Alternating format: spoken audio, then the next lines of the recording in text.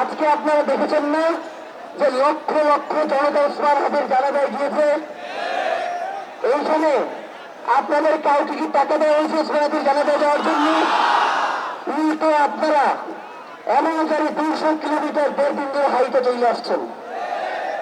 সুতরাং ওসমান হাদির এই রক্ত আপনারা যে বৃথা যাইতে দেবেন না সেটা আমরা জানি এবং আমরা বিশ্বাস করি বাংলার জমিনে ওসমান হাদির এই লড়াই চলবে ইনশাআল্লাহ। প্রিয় ভাইয়েরা, আজকে যে ঘটনাটা আপনাদের সামনে শেয়ার করতে চাই, আপনারা দেখেছেন মানিক মিয়ার বিরুদ্ধে জানাজার পরে পুরো প্রশাসন যাতে ইনকিলাব কর্মীদেরকে মেরে ফেলা যায় সেই ব্যবস্থা করে দিয়েছে। আপনারা দেখেছেন না? সুতরাং এই রাষ্ট্রের শৃঙ্খলার দায়িত্ব আপনাদেরকেই নিতে হবে। আপনারাই সিদ্ধান্ত নেবেন যে আগামীর বাংলাদেশ কিভাবে চলবে। আমরা বাংলাদেশের স্বাধীনতা সার্বভৌমত্বকে কার হাতে তুলে দেব না।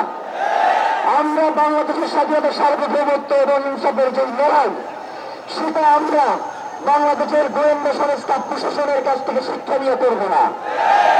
আমরা ইনসাফের এই যে লড়াই, ওসমান হাদির শাহাদাতের যে লড়াই, এই লড়াইটা আমরা করতে চাই, কি ঠিক কিনা? যেটা বলতে চাই, ওখান থেকে যখন আমরা রওনা দিয়েছি, শুধু আমাদেরকেই নয়, ওসমান হাদিকে অপমান করার জন্য তারা পুরো আইন শৃঙ্খলা পরিস্থিতিকে ছেড়ে দিয়েছে। আপনারা দেখেছেন না? ওসমান হাদির রাস্তার পাশে যারা দৌড়েছে তাদের আমরা কাউরে চিনি না। এরা কোথা থেকে আসছে আমরা জানি না। এদের যে বেশভূষা, যে শুটার গুলি করছে কানের দুল করে ওসমান হাদির পাশে দৌড়াইতে আছে, আমরা বুঝি না এরা কারা। এটা এই গোয়েন্দা সংস্থা পুলিশ প্রশাসন এই সুযোগটা করে দিয়েছে। তারা চায় না কোনোভাবেই ওসমান হাদির যে লড়াই সেটা চলুক। কিন্তু আমরা কি ওসমান হাদির এই লড়াইকে থেমে যেতে দেব? আমরা বাংলাদেশের জনগণকে সাথে নিয়ে লড়াই চালাবো না। ওসমান হাদির 10 মাসের যে বাচ্চা রয়েছে, সেই বাচ্চা তার আব্বারে আব্বা আব্বা ডাক বাচ্চা বলা শুরু করছে, তার আব্বার কান পর্যন্ত পৌঁছায় নাই। আমরা কি আওয়ামী সন্ত্রাসীদের বাচ্চাদের আব্বা আব্বা ডাক তাদের আব্বার কাছে পৌঁছাইতে দিব? আমরা কি তাদেরকে ক্ষমা করে দিব? আমরা কি ভোটের জন্য তাদেরকে রাজনীতিতে নিয়ে আসবো? আমরা কি কোনো প্রক্সি হিসেবে তাদেরকে সুযোগ দেব? সুতরাং আমরা তো আপনারা তো সিদ্ধান্ত দিয়েই দিলেন। আমরা আজকে ইনকিলাব মঞ্চের পক্ষ থেকে 2টা ঘোষণা আপনাদেরকে দিতে চাই। নাম্বার 1, ওসমান হাদিকে একজন খুন করেন নাই। ওসমান হাদির খুনের পিছনে পুরো একটা খুনি চক্র রয়েছে। আমরা বাংলাদেশের কোন রাজনৈতিক দলকে সন্দেহের চোখে দেখি না, সেই সাথে আমরা কাউকে সন্দেহের বাইরেও দেখি না। আমরা মনে করি ওসমান হাদির যে লড়াই, তার যে সংগ্রাম, তার জন্য আওয়ামী লীগের যে সমস্যা আছে, বাংলাদেশের কিছু রাজনৈতিক দলের সমস্যা রয়েছে ওসমান হাদির। সুতরাং ওসমান হাদিদের রাজনীতি শুরু করেছে, ওসমান হাদিদের সম্মান করেছে, ওসমান হাদি কালচারের ফ্যাসিস্টের বিরুদ্ধে যে প্রতিরোধের ঘোষণা দিয়েছে, আমরা সুশৃঙ্খলভাবে সেটাকে প্রতিরোধ করে তুলব। প্রিয় ভাইয়েরা, নাম্বার 1, ইনকিলাব মঞ্চের পক্ষ থেকে, তার পরিবারের পক্ষ থেকে, আপনাদেরকে আজকের প্রোগ্রামের পক্ষ থেকে আমরা ঘোষণা করতে চাই, ওসমান হাদিকে যারা খুন করেছে, খুনের যারা পরিকল্পনা করেছে, খুনে যারা সহায়তা করেছে এবং সার্বিক পরিস্থিতি যারা তৈরি করে দিয়েছে, আমরা প্রত্যেককে অতি দ্রুত যাতে বিচারের আওতায় আনা যায় সেই জন্য রাষ্ট্রকে অনুরোধ জানাই। আমরা ওসমান হাদিকে গুলি করা হয়েছে কয় ঘন্টা? 172 ঘন্টা হয়ে গেছে। এই রাষ্ট্রকে এখন পর্যন্ত বলতে পারছে ওসমান হাদির খুনি কোথায়? ওসমান হাদির জন্য এখন এই পাকিস্তানের নিরাপত্তা আমারই যাইতে দেয় না, বলে ভাই সিকিউরিটির সমস্যা আছে। ওসমান হাদি যে এত বড় নেতা আপনারা জানতেন না? ওসমান হাদি যে বাংলাদেশের স্বাধীনতা সার্বভৌমত্বের প্রতীক হয়ে দাঁড়িয়েছে আপনারা বুঝছেন না? আপনারা ইচ্ছা করেই ওসমান হাদির নিরাপত্তা নিশ্চিত করেন নাই। আপনারা বাংলাদেশের স্বাধীনতা সার্বভৌমত্বকে দিল্লির হাতে তুলে দিতে চান। আপনারা বাংলাদেশের স্বাধীনতা সার্বভৌমত্বকে পরাশক্তির খেলবার জায়গা করে দিতে চান। আমরা এই দেশে একবার জুলাই এসেছে, জুলাই আমাদেরকে শিক্ষিত করে দিয়ে গেছে তারা কিভাবে চাষ করতে হবে। ওসমান হাদির রক্তের মধ্যে দিয়ে ঘোষণা দিচ্ছি, এই দায়িত্ব ইনশাআল্লাহ বাংলাদেশের জনগণ নিজ দায়িত্ব পালন করে নেবে। বাংলাদেশে কোনো খুনিদের সাথে কোনো সুস্থতা নাই। টকশোতে গিয়ে যে খুনের পক্ষে কথা বলবে তার সাথে আমরা নাই। বাংলাদেশের জনগণ তাদেরকে প্রতিহত করবে। যারা এই খুনের সামনে বয়ান চালন করেছে তাদেরকে বিচারের মুখোমুখি করতে হবে। গ্রেফতার করেন। অনুরোধ না শুনলে কি করবো?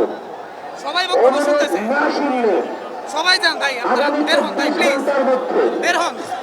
আগামী 24 ঘন্টার মধ্যে ওসমান হাদিকে যারা খুন করেছে, খুনের পরিকল্পনা করেছে, খুনিদেরকে আশ্রয় দিয়েছে, খুনের সহায়তা করেছে, প্রত্যেককে গ্রেফতার করে বিচারের মুখোমুখি করতে হবে। এবং এই যে বিগত 172 ঘন্টা সরকারের পক্ষ থেকে কি কি পদক্ষেপ নেওয়া হয়েছে আমরা জানতে চাই। যখন এই খুনির কথা বলা হয় তখন আপনি পেঁয়াজ রসুনের আলাপ দেন, করেন মানুষের সাথে, মানুষের আবেগকে আপনারা মূল্যায়ন করেন না কেন? জুলাই আপনাদেরকে কি শিখায় গেছে? লাখ মিলিয়ন জায়গায় বের করে দেবে, জায়গা পান না। মুরব্বী মানুষ ফার্স্টে আসতে বলে পেঁয়াজের দাম, আলুর দাম, মানে কি? আপনি কিসের স্বরাষ্ট্র উপদেষ্টা মিয়া? আপনার কিছু বাংলার টিভি নাই। একজন স্বরাষ্ট্র উপদেষ্টার যে ধরনের ভয় ভিত্তিক দরকার আছে এই থেকে তার মধ্যে আছে। আমরা জুলাই পরবর্তী যারা আসছে প্রত্যেককেই সম্মান করতে হবে। সম্মান করছি না? এই 1.5 বছর সম্মান করছি না? সম্মান করায় আমাদের কি উপকার হয়েছে? আমরা ওসমান হাদিরে হারাইছি। আমরা আর কোন ওসমান হাদিরে হারাইতে দিব? এই জনতা সুশৃঙ্খল জনতা, এই জনতা কখনো মত করার জনতা না। এই জনতা রাষ্ট্রকে স্থিতিশীল করবার জন্য 5ই আগস্ট থেকে আপনাকে সহযোগিতা করে আসছে। তারা 5ই আগস্ট পরবর্তী সময় তাদের ভাই বোনদেরকে হারাচ্ছে। ওসমান হাদির খুনির প্রতিবাদে জানানো মানুষদেরকে কোপানো হয়েছে না? কিন্তু এই রাষ্ট্র আজ পর্যন্ত দেখছেন। আচ্ছা, আজকে জানাবেন না আমাদের সরকারের পক্ষ থেকে বিচারের জন্য কথা বলা হচ্ছে? আপনারা এটা শুনছেন? তার মানে কি হতে গেল যে এই সরকার আমি তো নিশ্চিত করতে চাই না। আর কোনো সময় নাই। প্রিয় ভাইরা, আগামী সামনে নির্বাচন রয়েছে। সামনে নির্বাচনকে যাতে বাধাগ্রস্ত করা যায় এই জন্য বিভিন্ন ধরনের ষড়যন্ত্র রয়েছে, ঠিক কিনা? তারা যাতে নির্বাচন না হয়, আওয়ামী লীগ যাতে প্রত্যাবর্তন করতে পারে তার জন্য এই ছোট সবগুলো সাজাইছে। তারা মনে করছে যেহেতু এই মুহূর্তে কোন রাজনৈতিক দলের নেতারা যদি মারে এই ধরনের ইম্প্যাক্ট তৈরি হবে না, কারণ জনগণের যে বিশ্বাস তাদের উপরে সেটা তারা সারা করছে। শুধু একমাত্র ওসমান হাদি ছিল জনতার কণ্ঠস্বর হয়ে, বাংলাদেশের স্বাধীনতা সার্বভৌমত্বের প্রতীক হয়ে, প্রাণ হয়ে। সুতরাং ওরে যদি মারা যায় তাইলেই মনে হয় আওয়ামী লীগ করতে যায়। যারা এই ধরনের চিন্তা করেন আপনারা প্রকার স্বর্গে বসবাস করছেন।